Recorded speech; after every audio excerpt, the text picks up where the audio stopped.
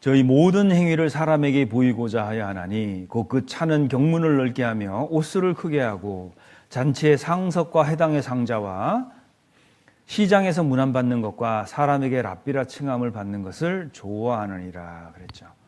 자, 경문이 뭐냐, 좀 어려운 말인데요. 경문이 테필린이라는 건데 조그마한 가죽 박스들을 만들어 가지고요, 그 손에 묶어요. 그 안에 말씀 종이를 이렇게 적어놓고 그다음에 이마에 이렇게 묶고 다니고, 아마 보셨을 거예요. 그러니까 정통파 유태인들이 이런 것들을 하고 다니는데요, 딱 보면요, 참 저 사람이 말씀대로 사는 것 같다 이런 생각 들도록 만들었어요. 근데 예수님이 책망하셨죠. 막 경문을 넓게 만들었어요. 막 넓게 많으니까 크게 만든 거잖아요. 그러니까 자기는 말씀 많이 넣었다 이런 거예요. 그러니까 이런 거 차고 다니면서 거룩하게 보이고 다녔다는 거예요. 책망하셨어요. 그리고 옷술을 크게 했다 그랬죠? 옷술이 뭐냐면 이 소매에다가 파란색, 청색 그 술을 달아요. 술. 이렇게 끈 같은 거 이렇게. 그걸 이제 치치트라고 하는 건데요. 걸을 때마다 이 옷술이 출렁거리면서 눈에 띕니다. 이렇게. 팔을 저을 때마다. 그래서 하나님을 기억하라고 이렇게 하나님이 얘기한 거예요. 근데 이것을 거룩한 패션으로 하고 다녔어요. 네. 그러니까 하나님이 볼 때 이걸, 예수님이 볼 때 이걸 책망하셨다는 거예요. 자, 그러면서 무슨 얘기 하셨죠? 여기 보면 10절에 이렇게 돼 있죠. 또한 지도자라 칭함을 받지 말라. 너희 지도자는 하나의 신이 곧 그리스도라. 너희 중에 큰 자는 너희를 섬기는 자가 되어야 하리라. 자, 여기 보면 하나님께서요, 이렇게 사람에게 보이려고 하는 것, 왜 그런 의지가 생기냐는 거예요. 그것은 하나님을 무시하기 때문에 그렇습니다. 왜냐하면 하나님이 다 보시지 이거 생각 못 한다는 거예요. 그러니까 그냥 사람 앞에서 보이는 게 신앙의 전부가 돼버리는 거죠. 우리가 한 가지 좀 생각해 봐야 되는 게요, 남이 나를 어떻게 볼까? 우리 정말 신경 쓰이죠, 그죠? 근데 그것보다 더 중요하게 봐야 될 게 하나 있어요. 그러니까 하나님이 나를 어떻게 보고 계실까? 이게 되게 중요합니다. 어떨 때는 오해받을 때도 있어요. 나는 의도가 그렇지 않고 내가 그렇게 한 마음도 없었고 전혀 그럴 마음이 1도 없었는데요, 남이 오해할 때 있어요. 그때 우리가 이걸 어떻게 다스릴 수 있냐면 하나님이 아신다, 이걸 알아야 돼요. 그죠? 그러니까 하나님이 아셔요. 내가 남이 어떻게 나를 평가하든 간에 하나님이 아셔요. 그리고 또 하나는 내 모든 의도와 생각을 다 설명하면서 우리가 신앙생활을 할 수 없지 않습니까? 그러니까 이거는 우리가 어떻게 다스려야 되냐면 이런 생각들은 하나님이 보신다예요. 그러니까 하나님이 보시고 하나님이 아셔요. 그죠? 그것이 내 신앙 안에 있어야 됩니다. 그래야 그 사람이 중심이 흔들림이 없어요. 어떤 상황에도 그리스도인으로 사라집니다. 선교사님들이 대부분 그래요. 가면 고립되거든요. 그리고 해외를 나가니까 국내에 형제자매들이 없어요. 근데 거기서 선교를 어떻게 할 것 같습니까? 만약에 그런 주변에 있는 사람을 인식하고 신앙생활을 했다면 가자마자 무너져요. 네. 왜냐하면 대부분 내가 있던 곳을 친숙하게 있던 아는 사람들을 떠나잖아요. 사람은 도덕성이 훅 떨어집니다. 근데 선교사님들이 가서 선교하고 교회를 이루고 복음을 전하고 하시잖아요. 그 이유가 뭐냐면 이게 되기 때문에 그래요. 내가 그걸 다 설명할 수 없어요. 엄청나게 힘든 것들 많이 겪잖아요. 근데 그걸 다 설명 못 합니다. 하나님이 아시면 돼요. 그리고 내가 이렇게 했고 뭐 결과가 좀 부진할 수도 있죠. 네. 그런데 하나님이 보셨어요. 그러면 돼요. 하나님이 아시고 보셨어요. 자, 그리고 제일 중요한 게 하나 있어요. 우리는 뭔가를 사람의 도움을 받는다고 생각하잖아요. 근데 누가 주시는지 아세요? 하나님이 주셔요. 그러니까 그가 보신다, 그가 아신다, 그가 주신다. 저는 이 세 가지 단어를 붙들고 이렇게 선교 생활을 했던 기억이 있습니다. 그거면 족한 거죠. 그죠? 그래서 마태복음 6장을 보겠습니다. 앞쪽으로 넘겨 보시죠. 괜히 뭐 사람이 주는 것 같고 그러면요, 그 사람 앞에 가서 잘 보이려고 그러고 괜히 불필요한 말 하게 되고 그래요. 자, 그런데 여기 보시죠. 6장 1절입니다. 같이 읽겠습니다. 사람에게 보이려고 그들 앞에서 너희 의를 행치 않도록 주의하라. 그렇지 아니하면 하늘에 계신 너희 아버지께 상을 얻지 못하느니라 그랬죠. 이거 누가 하신 얘기죠? 상 주시는 분이 하신 얘기예요. 그죠? 예수님이 하신 얘기입니다. 자, 상 주시는 분이 이렇게 얘기했어요. 사람에게 보이려고 하는 거 상 없음. 딱 목 박으셨어요. 자, 그러면 내가 섬기고 하는 이 봉사의 모든 동기가 사람 앞에서 하는 거면 상 있어요, 없어요? 없대잖아요. 상 주시는 분이 그렇게 얘기하셨어요. 없습니다. 그러니까요, 뭐 많이 받을 줄 알았는데 가보면 요만큼일 수 있어요. 내 동기가 그랬다면. 그런데 정말 하나님 앞에 보이려고 내가 하는 것들이었다면 그건 엄청난 상을 받는다는 얘기죠. 6장 찾았으니까요. 3절 보겠습니다. 3절. 너는 구제할 때에 오른손이 하는 것을 왼손이 모르게 하여 내 구제함이 은밀하게 하라. 은밀한 중에 보시는 너희 아버지께 갚으시리라. 자, 이게 무슨 얘기냐면요. 은밀하게 들릴 수 있는데 이게 이런 겁니다. 오른손이 뭘 했어요. 어떤 일을 했어요. 근데 왼손이 어떻게 모를 수 있습니까, 이게? 어떻게 생각하세요, 여러분들? 오른손이 일을 했는데요. 왼손이 몰라. 이게 어떻게 가능해요? 한 지체인데. 방법이 딱 하나 있어요. 뭔지 아세요? 팔을 자르는 게 아니고요. 오른손이 뭔 일을 했는데 잊어버리는 겁니다. 기억하지 않는 거예요. 그 왼손이 알아요, 몰라요? 절대 몰라요. 그렇게 하라는 거예요. 그러니까 은밀한 중에 보시는 하나님이 그런 얘기입니다. 내가 오른손이 딱 뭔 좋은 일을 했어요. 끊임없이 기억하죠. 또 기억하고 또 기억하고 막 적어놓기도 하고. 네. 그러면 왼손이 뭐 다 알죠. 하나님이 그거 원하시는 거예요. 오른손이 뭔 일을 했으면 잊어버리라는 거예요. 성경에 보면 의인들 이야기가 누가복음 14장에 나오잖아요. 이 의인들의 특징이 뭐냐면 뭐 주를 때 먹이고 추울 때 입히고 다 했는데 몰라요, 이분들이. 한번 찾아볼까요? 누가복음 14장입니다. 자, 여기 보면 12절부터 읽어보면, 자, 우리가 이제 상급을 어떻게 받게 되느냐, 이제 거기에 대한 그 정보가 자세히 기록이 되어 있는데요. 제가 한번 읽어보겠습니다. 12절부터 읽겠습니다. 누가복음 14장 12절. 또 자기를 청한 자에게 이르시되 내가 점심이나 저녁이나 베풀거든 벗이나 형제나 친척이나 부한 이웃을 청하지 말라. 두렵건대 그 사람들이 너를 도로 청하여 내게 갚음이 될까 하라. 잔치를 배설하거든 차라리 가난한 자들과 병신들과 저는 자들과 소경들을 청하라. 그리하면 저희가 갚을 것이 없는 거로 내게 복이 되리니 이는 의인들의 부활 시에 내가 갚음을 받겠음이라 하시더라 그랬죠. 자, 그러면 지금 12절부터 14절까지를 누구를 상대로 한 말씀이실까요?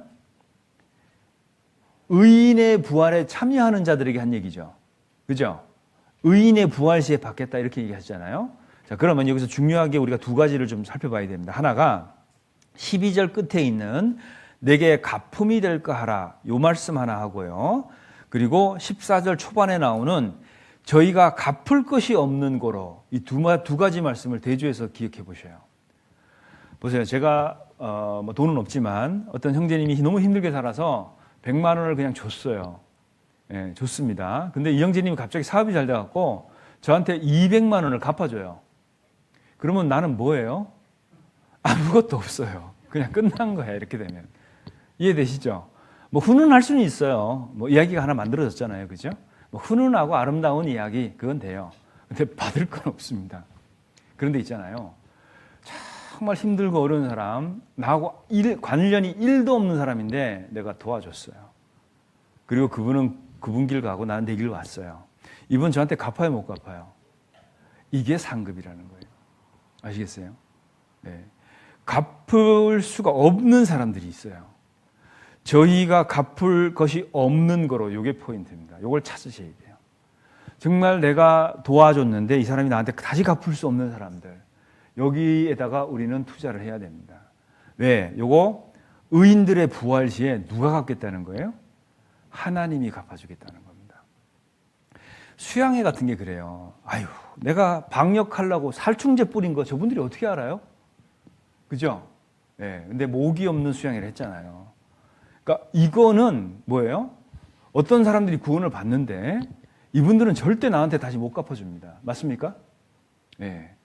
그래서 우리가 하는 봉사가 가치가 있는 거예요.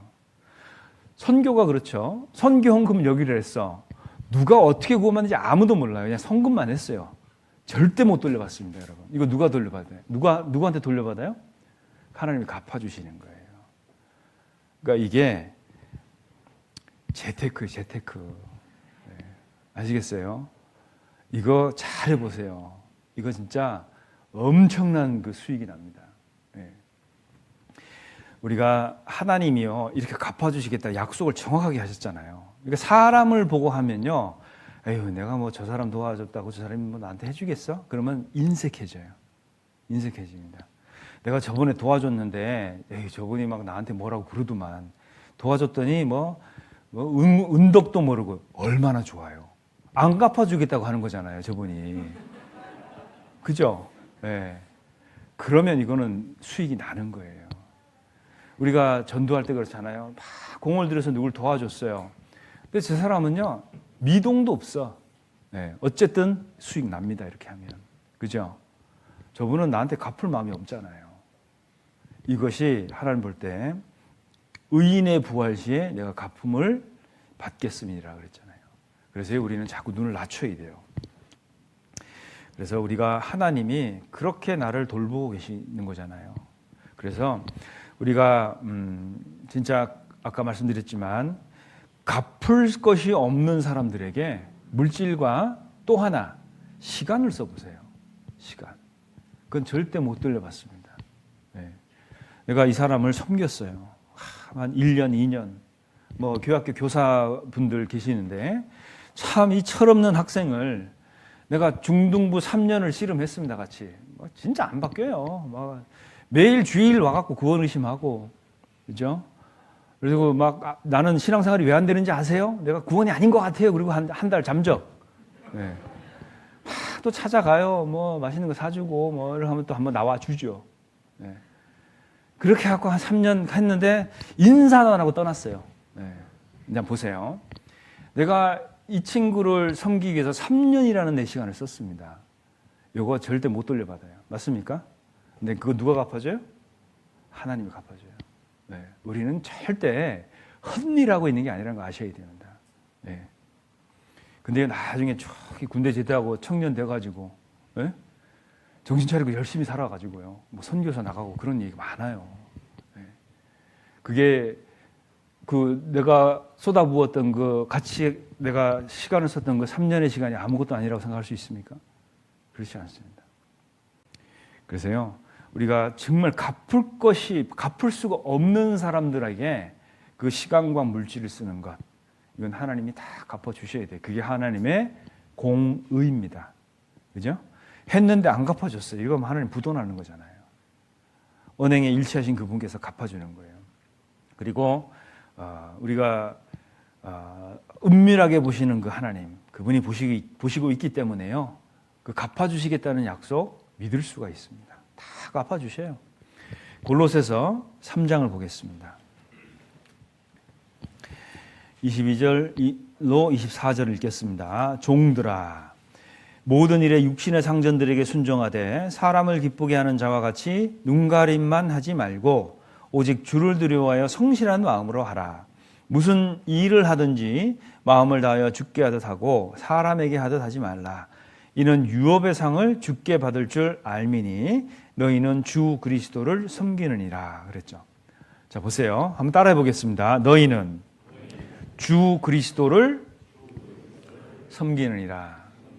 자, 우리가 이제 회사에서 일도 하죠. 예, 그리고 뭐 사업장에서 세상 사람을 상대로 사업도 하고 뭐 여러 가지 일을 해요. 자, 그런데 이걸 늘 잊으시면 안 돼요.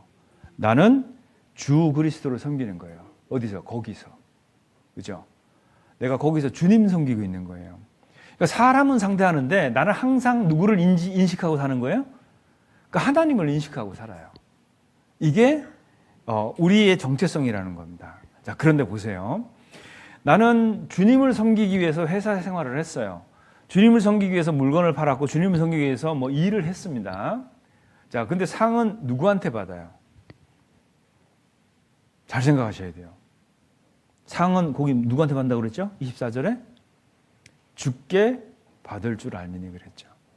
요거를 주님이 갚아주시는 거예요. 이게 이제 요거를 우리가 착각하면요, 내가 열심히 일하니까 부장님이 나를 승진시켜 준 건 줄 아는 거예요. 내가 열심히 일했더니 임금이 올랐습니다. 사장님이 해준 걸로 생각하는 거예요. 우린 누굴 섬긴다고 그랬죠? 주님 섬기는 거예요.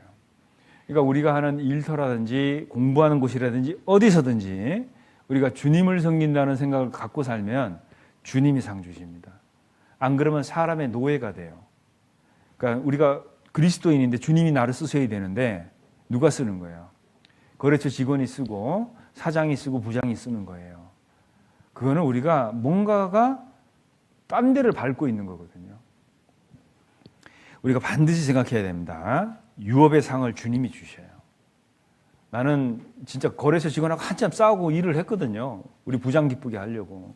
그런데 그걸 주님 안에서 했다라면 이건 상을 주님이 주십니다. 그러니까 우리가 이것을 분명하게 기억하고 살아야 돼요. 그래서 절대 속지 마십시오. 뭘 속게 되냐면 야고보서 1장을 보겠습니다. 16절, 17절입니다. 내 사랑하는 형제들아 속지 말라. 속으니까 이런 얘기 한 거잖아요. 그죠? 속지 말라. 뭘 속지 말라냐면 17절입니다. 같이 읽겠습니다. 각양 좋은 은사와 온전한 선물이 다 위로부터 빛들의 아버지께로 내려오나니 그는 변함도 없으시고 회전하는 그림자도 없으시니라 그랬죠. 요거 속지 말라는 거예요. 자, 변함 없고 회전이 없어요. 그림자가 없습니다. 안 보이는 것 같죠? 속지 말라는 거예요. 그거 속지 말고 또 하나는 온갖 좋은 은사와 선물. 이게 어디서 온다고요? 위에서 온다는 거예요. 위에서. 이걸 속지 말라는 거예요. 그리스도인은 이렇게 돼요. 세상 사람들은 이거 어디서 오는 거죠? 내가 일한 만큼 번다 생각하는 거예요. 월급만큼 일한다. 뭐 이런 논리잖아요. 근데 그리스도인은 그렇지 않습니다.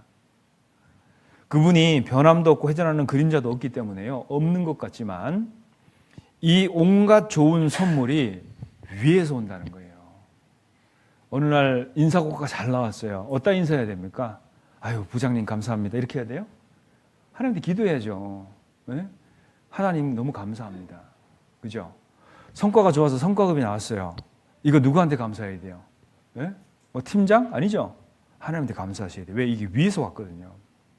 우리가 요거 자꾸 헷갈려 하는데 이런 거를 딱 봤잖아요. 그러면 이런 생각이 확 들어요. 나만 받았어?